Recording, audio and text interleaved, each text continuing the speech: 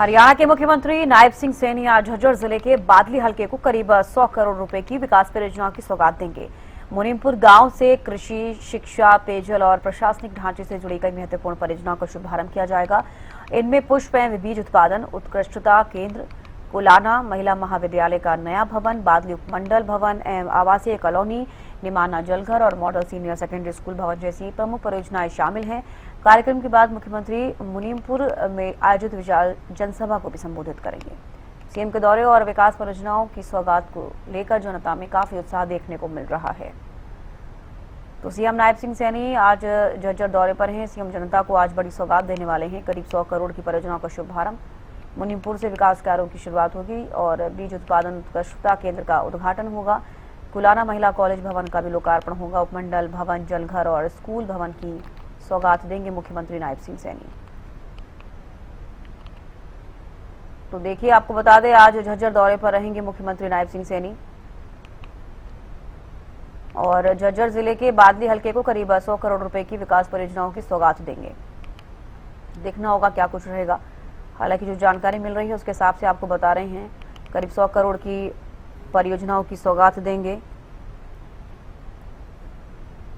करीब 100 करोड़ की परियोजनाओं का शुभारंभ होगा। मुनीमपुर से विकास कार्यों की शुरुआत होगी।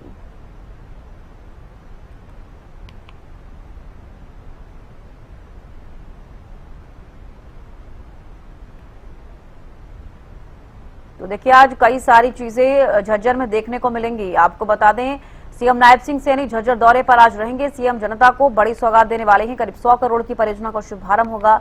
मुनीमपुर से विकास कार्यों की शुरुआत होगी। बीज उत्पादन उत्कृष्टता केंद्र का उद्घाटन, कुलाना महिला कॉलेज भवन का लोकार्पण होगा। एक एक कर आपको बता रहे हैं। इसके साथ साथ कुलाना महिला कॉलेज भवन का लोकार्पण होगा। उपमंडल भवन, जलघर, स्कूल भवन की सौगात देते हुए मुख्यमंत्री आज झज्जर से नजर आएंगे। कृषि, शिक्षा, पेयजल क्षेत्र को बढ़ावा मिलेगा। शुभारंभ के बाद जनसभा को भी संबोधित करेंगे मुख्यमंत्री। मुनीमपुर में रैली की तैयारियां पूरी हो गई हैं और बादली हलके को विकास परियोजनाओं का बड़ा तोहफा आज मिलेगा।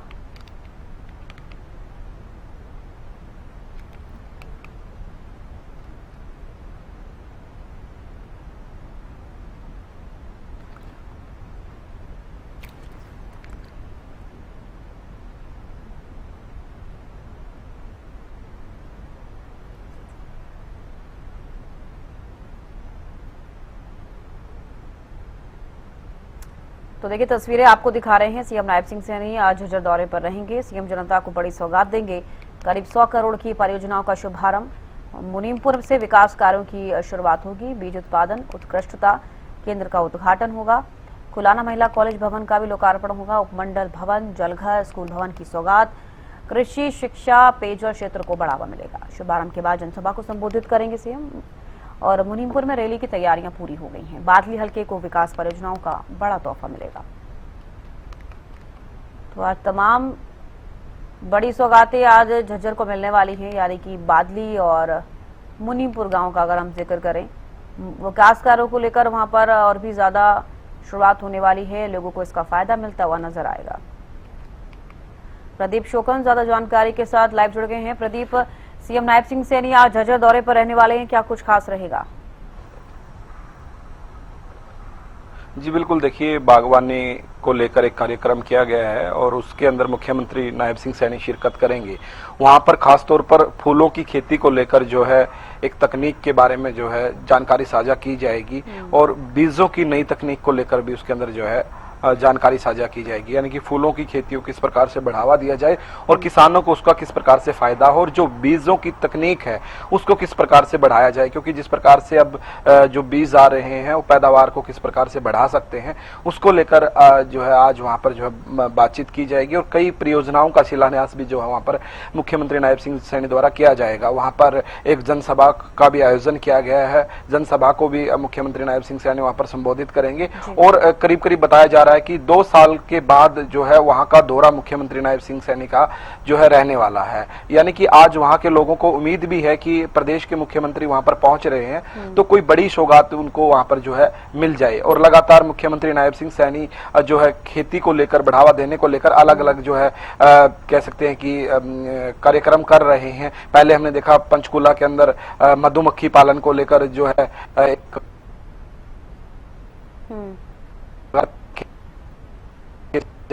यानी किसानों की आय को जोड़ा जाए ताकि किसानों का जो एक पारंपरिक जो कृषि आधारित देश है, प्रदेश है हरियाणा, तो कह सकते हैं कि हरियाणा का और पंजाब का नाम खासतौर पर कृषि के नाम पर जोड़ा जाता है। तो कृषि की तकनीकों को किस प्रकार से सुधारा जाए। और बजट सेशन में भी देखा कि प्री बजट जब बैठक हुई मुख्यमंत्री नायब सिंह सैनी ने की, तो उन्होंने प्री बजट में भी जो है किसानों के साथ बैठक की और उनके जो है समस्याओं को जानने की कोशिश की कि किस प्रकार की समस्याएं आती हैं और किस प्रकार से किसानों को बढ़ावा दिया जाए। उसके ऊपर जो है बातचीत हुई और बजट के अंदर प्रावधान करने की कोशिश भी मुख्यमंत्री द्वारा की गई। तो उसी कड़ी में आज जो बागवानी का जो ये कार्यक्रम रहने वाला है झज्जर के अंदर, इसके अंदर फूलों की खेती को बढ़ावा दिया जाएगा और किसानों को एक कह सकते हैं कि जिस प्रकार से लगातार जो खेती करते आ रहे हैं उससे हटकर जो है एक इनकम ऑफ सोर्स भी बनेगा और कह सकते हैं कि एक नई जो कह सकते हैं कि तकनीक उसकी जानकारी किसानों को मिलेगी। फूलों की खेती के साथ साथ बीज जो है उनकी तकनीक को लेकर भी वहां पर चर्चा संभव बताई जा रही है। तो ऐसे में काफी ये अहम कार्यक्रम आज का झज्जर के अंदर रहने वाला है और कई परियोजनाओं का उद्घाटन भी बताया जा रहा है कि मुख्यमंत्री नायब सिंह सैनी वहां पर जो है करने जा रहे हैं। जी बिल्कुल प्रदीप, जैसे कि मैं जिक्र करूंगी, इससे पहले भी हम लगातार देखते आ रहे हैं कि हरियाणा में बीजेपी सरकार किस तरीके से काम कर रही है। अगर हम जिले वाइज जिक्र करें तो हर एक जिले का विकास हो रहा है। इससे पहले 2 महीने का मैं जिक्र करूंगी, 2 महीने पहले भी जींद पहुंचे थे जब मुख्यमंत्री ने कहा था कि यहां पर विकास की गति अब रुकेगी नहीं। उसके बाद अब तक तमाम कई जिलों का दौरा कर चुके हैं मुख्यमंत्री, अब झज्जर पहुंचेंगे। झज्जर में अब हम मूलभूत सुविधाओं का अगर जिक्र कर लें, जैसे कि सिर्फ पर्टिकुलर एक चीज शामिल नहीं होती है, अब पेयजल ले लो, शिक्षा, कृषि, इसके साथ साथ और भी कई मूलभूत सुविधाएं हैं जिन पर सरकार का फोकस रहता है। तो कई मायनों में ये देखा जा सकता है कि हर जिले पर फोकस किया जा रहा है ताकि उसकी विकास की जो दर है वो आगे बढ़े, वहां के जो लोग हैं वो भी, जैसे कि राज्य विकसित होता है, जिले विकसित होते हैं, तो लोगों के जीवन में भी इसका प्रभाव पड़ता हुआ नजर आता है। जी बिल्कुल, देखिए आपने ठीक कहा। कई जिलों की बात करें जहां जहां भी मुख्यमंत्री नायब सिंह सैनी पहुंचते हैं वहां पर बड़ी सौगातें देने का काम करते हैं। चाहे आप बात कर लो जींद की बात कर लो या हिसार की बात कर लो, जहां पर भी जाते हैं बड़ी सौगातें देने का काम करते हैं। और जिस प्रकार से भारतीय जनता पार्टी के नेता तमाम ये निशाना भी साधते हुए नजर आते हैं विपक्ष के ऊपर कि जब कांग्रेस की सरकार थी तो सिर्फ और सिर्फ जो मुख्यमंत्री का एरिया था उस समय के, तो वहां पर ही विकास कार्य होते थे। आगे के जो जिले हैं वहां की जहां पर सीमा खत्म होती थी तो वहां पर जो है विकास कार्य रुक जाते थे, ऐसा उनका आरोप जो है लगाया जाता है। लेकिन अब हम देख पा रहे हैं कि मुख्यमंत्री नायब सिंह सैनी किसी भी जिले में जा रहे हो तो तमाम जिलों का जो है वहां पर जो विकास करने का काम किया जाता है। आज भी झज्जर को बड़ी सौगातें मिलने जा रही हैं। बताया जा रहा है कि आज करीब करीब 100 करोड़ से ज्यादा की सौगातें वहां पर जो है मिलने जा रही हैं। ऐसे में देखिए जींद में गए तो वहां भी बड़े सौगातें थी, झज्जर में जा रहे हैं तो वहां भी बड़ी सौगातें दे रहे हैं। तो ऐसे में बिल्कुल साफ तौर पर यह माना जा सकता है कि जो जितने भी जो है जिले हैं वहां पर मुख्यमंत्री पहुंच रहे हैं तो ये सबका साथ सबका विकास का जो नारा है कहीं ना कहीं वो नारा जो है वो साफ तौर पर कहीं ना कहीं कह सकते हैं कि वो सच नजर आ रहा है। क्योंकि जिस प्रकार से आज का जो कार्यक्रम रहेगा उसके अंदर मुख्यमंत्री नायब सिंह सैनी पहुंचकर जो है बागवानी को बढ़ावा देने की बात करेंगे। देखिए पहले हमने देखा प्राकृतिक खेती को लेकर मोरनी जो एक इलाका है पंचकुला के आसपास का इलाका है, वहां पर गए थे तो वहां पर प्राकृतिक खेती को बढ़ावा देने के लिए किसानों से संवाद किया था। तो ऐसे में पंचकुला के अंदर मधुमक्खी पालन को लेकर जो किसान जो अब मधुमक्खी पालन कर रहे हैं, चाहे जींद हो, चाहे हिसार हो, चाहे सिरसा हो, चाहे कैथल हो, हर जगह पर जो मधुमक्खी का पालन किसान कर रहे हैं उससे बड़ा फायदा भी किसानों को हो रहा है और एक नई तकनीक देने का काम जो कर रहे हैं। तो आज फूलों की खेती को लेकर और जो बीजों की तकनीक है उसको बढ़ावा देने को लेकर जो ये कार्यक्रम है ये काफी अहम है। हालांकि किसानों को जो पहले से खेती करते आ रहे हैं जिन फसलों की, एक उससे दूसरे पैटर्न पर आने में थोड़ा सा कह सकते हैं असुविधा जरूर हो सकती है, लेकिन इसका फायदा बहुत होने वाला है, क्योंकि तकनीक जिस प्रकार से आती है उसका फायदा जरूर होता है। तो किसानों की आय को किस प्रकार से बढ़ाया जाए, इसको फोकस करते हुए इस प्रकार के जो कार्यक्रमों का आयोजन किया जाता है। तो इसमें यह माना जा सकता है कि किसानों की आय बढ़ाने को लेकर भारतीय जनता पार्टी निरंतर जो है प्रयास कर रही है। चाहे जिस प्रकार से मुख्यमंत्री नायब सिंह सैनी कहते हुए भी नजर आते हैं कि 24 फसलें हरियाणा के अंदर हैं जो एमएसपी पर खरीदी जाती हैं।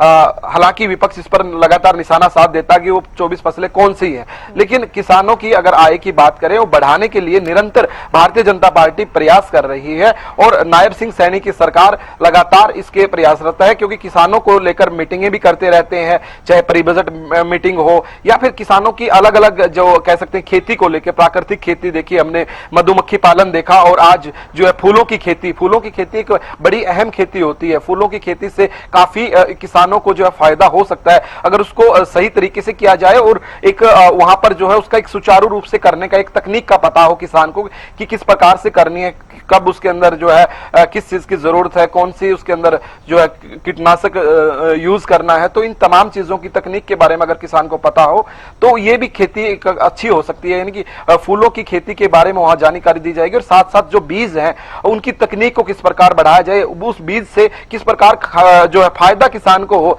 उस बीज से किस प्रकार से जो है पैदावार बढ़ाई जाए। तो तमाम बातों पर चर्चाएं वहां पर होंगी और माना जा सकता है कि किसानों को लेकर भारतीय जनता पार्टी जिस प्रकार से कहती है तो विकास को लेकर जो है कार्य कर रही है। किसानों का ही नहीं, तमाम अलग जो भी वर्ग है, तमाम वर्गों का जो है कह सकते हैं कि प्रयास है कि तमाम वर्गों को आगे बढ़ाया जाए, लेकिन किसानों पर फोकस इसलिए भी किया जाना महत्वपूर्ण हो जाता है क्योंकि हरियाणा प्रदेश कृषि आधारित प्रदेश है, जो कृषि के नए नए आयाम आएंगे। और हमने देखा पीछे कि किस प्रकार से जो उपकरण है कृषि के, उनके ऊपर सब्सिडी देने का काम किया गया, क्योंकि जैसे गेहूं की फसल होती है, जब उसके कह सकते हैं कि गेहूं के अवशेष उनको जलाने का काम किया जाता था तो उससे कहीं ना कहीं प्रदूषण तो फैलता ही था और जमीन में भी उस चीज का असर होता था। उसको लेकर भी कि जो है किसान उनको ना जलाएं, उसकी व्यवस्था करने को लेकर भी जो है तमाम प्रयास किए गए। तो ऐसे कह सकते हैं कि किसानों के लिए लगातार सरकार प्रयास कर रही है, तो किसान भी जागरूक हो रहा है, किसान भी तकनीक से जुड़ने का काम कर रहा है। इस बार फसलों में हमने देखा कि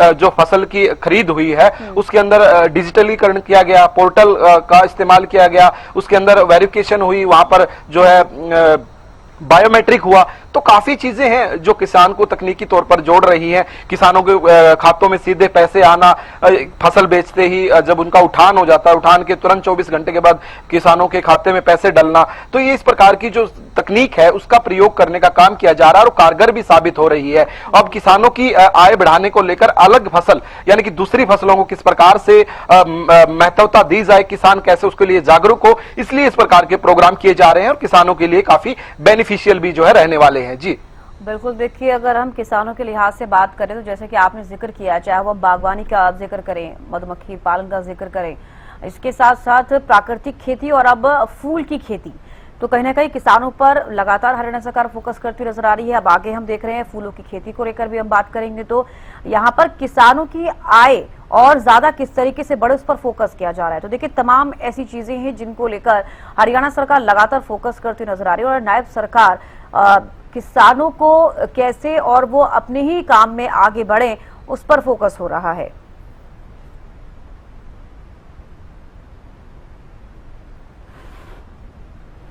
चलिए बेहद शुक्रिया प्रदीप जुड़ने के लिए, तमाम जानकारी देने के लिए।